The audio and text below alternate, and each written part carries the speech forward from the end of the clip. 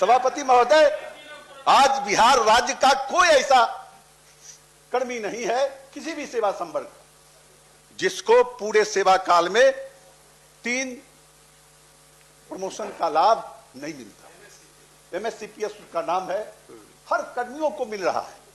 और जब हमारे ये नियोजित शिक्षक प्राइमरी से लेकर +2 के शिक्षक जब ये राज्य कर्मी का दर्जा पा लिए, तो जो 3 पूरे सेवा काल में 3 प्रोन्नति का लाभ इस राज्य के सभी कर्मियों को मिलता है, इनको भी मिलना चाहिए था और सरकार को इसकी घोषणा उस अभिभाषण के माध्यम से करनी चाहिए थी, नहीं की है।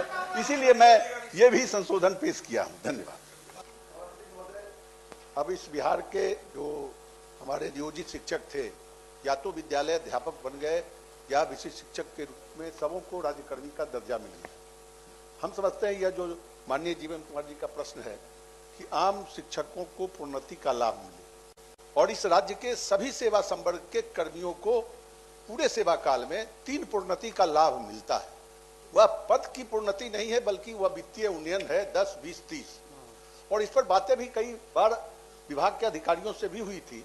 और चूंकि इस राज्य के सभी कर्मियों को यह पूरे सेवा काल में 3 प्रोन्नति का लाभ मिलता है, तो अब इस बिहार के सारे शिक्षक हमारे राज्य कर्मी का दर्जा पा लिए हैं, तो जो इस राज्य के सभी कर्मियों के ऊपर प्रभावी है वह 3 प्रोन्नति का लाभ पूरे सेवा काल में इन शिक्षकों को भी मिले। यह भी हम इस प्रश्न के माध्यम, इसका मूल आधार यही है प्रश्न।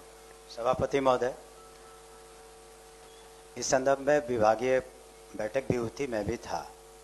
और चूंकि संख्या भी बहुत है, जो अभी करीब 2.5 लाख वैसे शिक्षक जो पंचायती राज व्यवस्था से होकर के सरकारी सेवक बने हैं, उनकी संख्या भी बहुत है और इस वजह से भी थोड़ा विलम्ब हो रहा है।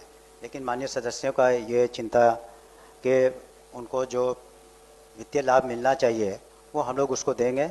और साथ ही साथ वैसे विशिष्ट शिक्षकों को ये भी बताना चाहेंगे कि जो प्रधान शिक्षक, प्रधान अध्यापक की जो प्रोन्नति हो के भी सर्टेन परसेंटेज उसमें भी उनका क्लेम बनता है, वो भी हम लोग देंगे। उसमें वक्त ज़रूर लग रहा है, इसलिए कि संख्या बहुत अधिक है और उनका जो रिकॉर्ड एक गवर्नमेंट सर्वेंट का जिस तरीके से रिकॉर्ड का संधारण होता है, उस तरह से उनका रिकॉर्ड का संधारण नहीं है।